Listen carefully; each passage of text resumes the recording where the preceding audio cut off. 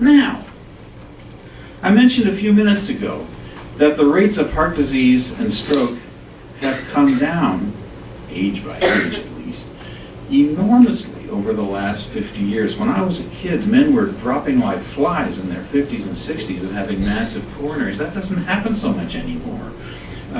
There have been huge differences in the rates of cardiovascular mortality. If reducing risk for heart disease is tantamount to reducing risk for dementia, shouldn't the rates also be dropping? Well, here's a yes, they are. They actually are. So this is maybe the ray of sunshine in all of this. That the age-specific rates, and there are several very high-quality studies on this now, are actually declining. So bravo for all of us who are actually doing what we can to intervene in this way. That's the good news. And the decline in rates is not insignificant. I mean, these are substantial differences, all right? The bad news is that we're doing so well with preventing mortality and morbidity from other causes of diseases and so forth. People are living longer and longer, and you can't get away from this association between age and dementia. Age being by far the most potent single risk factor.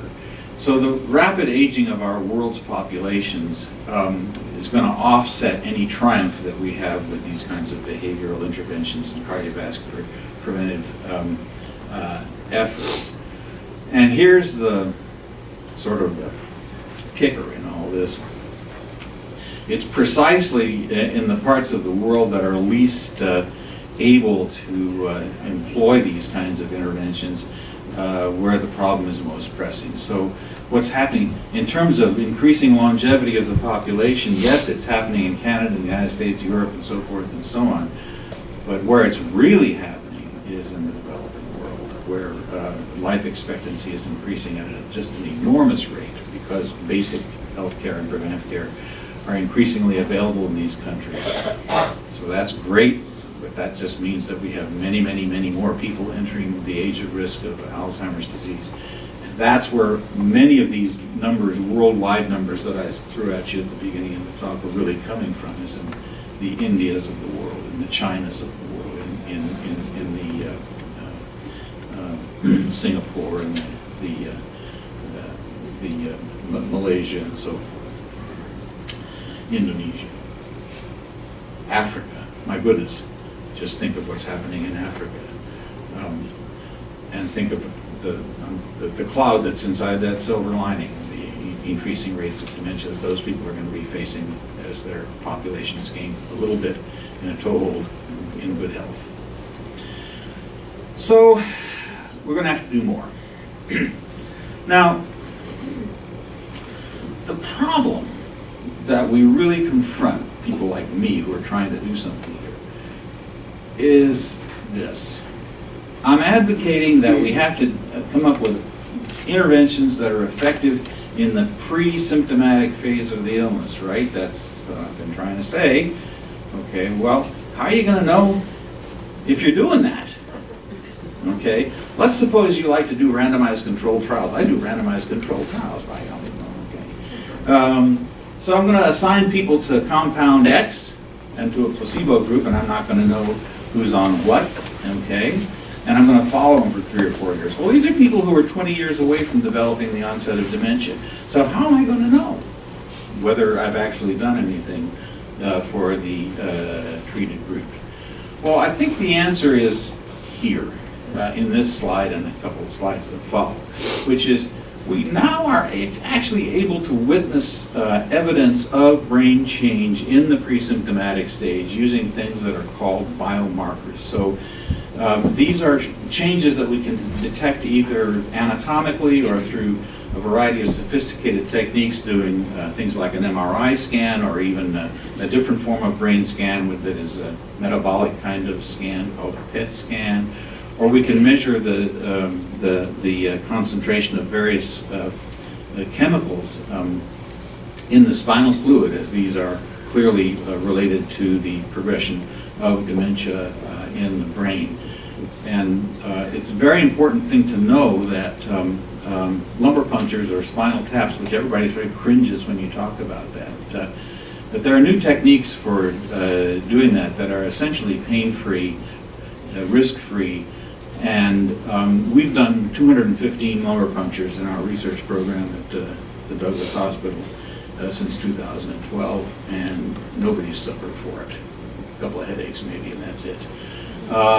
So this may be coming, and I'm just saying this in case anybody approaches any of you at some point saying, you know, you really need to have a lumbar puncture in order for us to determine what the concentration of X or Y or something is in your spinal fluid, because that's going to help us determine how best to treat you. If it happens, it's really no more problematic than having a, you know, to get blood from it. Maybe a little bit, but not much. I had one. I had the first one that in our program with our neurologist who hadn't done one in about 12 years.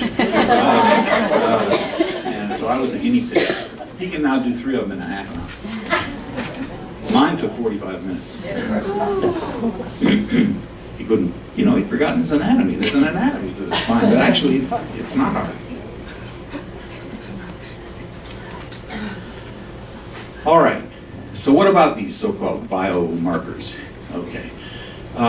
Well, the interesting thing is we're learning more and more about how these biomarkers change over time in relation to what eventuates as the symptomatic form of the illness. So here's the symptomatic form, or cognitive performance or functional abilities shown here on these curves.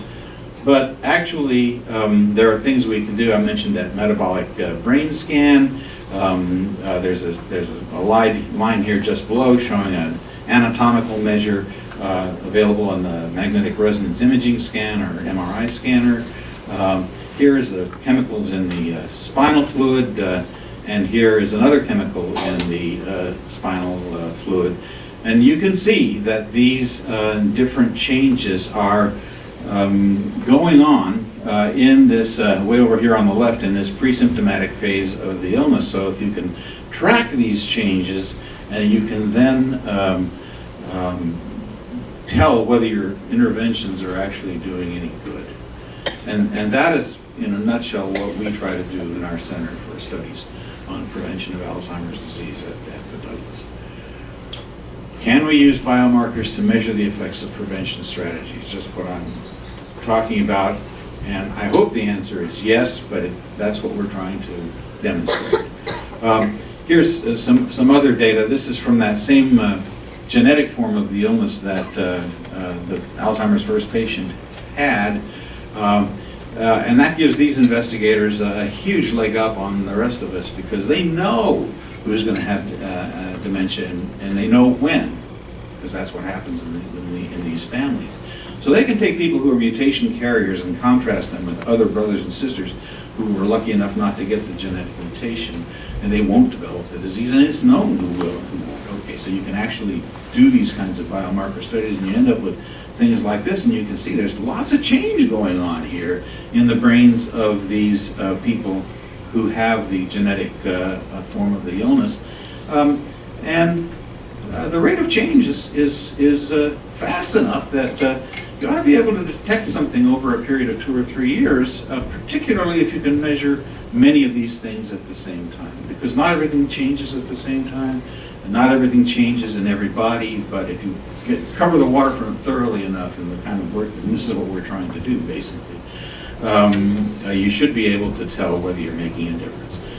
So that is, these are just, we mentioned anti-inflammatory treatments and the ADAPT study, so I'll mention it here briefly. The graph on the left shows you the rates of occurrence of Alzheimer's disease after the initiation of treatment in 3 different groups that were randomized. You can see the flat line there. Those were people who were given an anti-inflammatory treatment. But unfortunately, we had to stop this trial before we got any kind of meaningful results. These initial results were, in fact, encouraging, but there's actually a fly in the ointment, which is I don't know if we have a pointer here, but if you look at the left-hand side of those curves there, you can see two lines that are much higher than than one other. And unfortunately, the low line is the placebo line.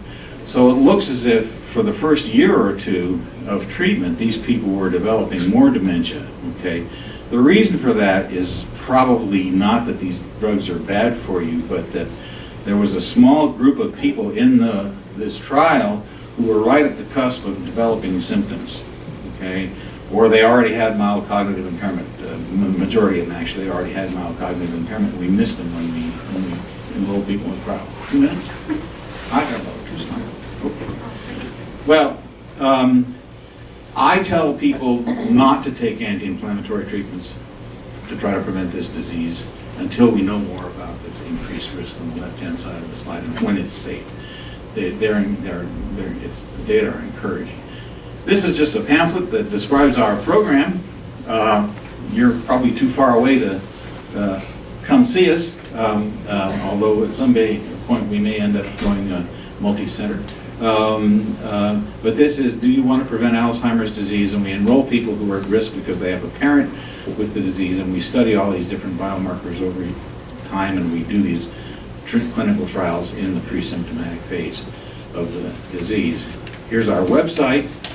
Shouldn't be so difficult, www.preventalzheimer.ca, and a phone number, which is on our pamphlet, and on our website.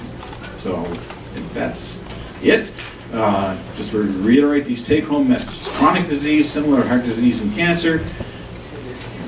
Biology well before symptoms are seen.